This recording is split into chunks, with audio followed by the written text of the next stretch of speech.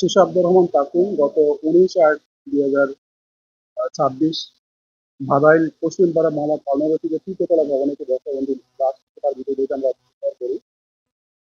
এই ঘটনার তার শরীরের সঙ্গে যে আলামতগুলো ছিল, সেই আলামতগুলো সূত্র ধরেই মূলত আমরা মোহাম্মদ সাইফুল ইসলাম, আসামি মোহাম্মদ সাইফুল ইসলাম, বয়স 27 বছর, একই বিল্ডিং এ তারাও ভাড়া থাকছে।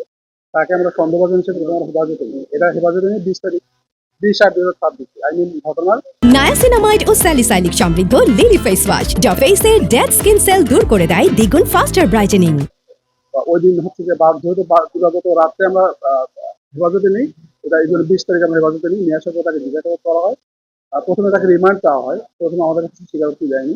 আমরা বিজ্ঞ আদালতে রিমান্ডের জন্য আবেদন করি। বিজ্ঞ আদালত একদিনের রিমান্ড মঞ্জুর করে। রিমান্ডে এনে তাকে আমরা জিজ্ঞাসাবাদ করি। তখনও সে ঘটনার সঙ্গে জড়িত নয় মর্মে আমাদের কাছে বিভিন্নভাবে প্রশ্ন করে, আমাদেরকে জানায়। বাট আমরা আমাদের যে প্রাপ্ত তথ্য প্রমাণ যেগুলো ছিল, যে আলামতগুলো ছিল, সেই প্রাপ্ত তথ্য প্রমাণের সূত্র ধরে আমরা মোটামুটি নিশ্চিত ছিলাম ঘটনার সঙ্গে সে জড়িত।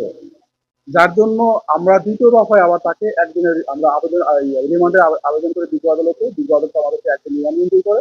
রিমান্ড মঞ্জুর করলে তখন আমাদের জিজ্ঞাসাবাদের একটা পর্যায়ে আসামি তার ভুল বুঝতে পেরে তার ভিতর থেকে রিয়েলাইজেশন করে যে সে একটা মারাত্মক অপরাধ করেছে। এই রিয়েলাইজেশন থেকে সে মূলত আমাদের কাছে স্বীকারোক্তি দেয় যে মূলত তার বাবার প্রতি ব্যক্তিগত আক্রোশ থেকে সে হত্যাকাণ্ড কিছু ঘটিয়েছে। এবং আমাদের কাছে যেটা বলেছে বিজ্ঞ আদালতে, যে সে তার ওই উপলব্ধি থেকে সে এটা বলেছে যে না, এটা তার ভুল থেকে এই কাজটা করেছে।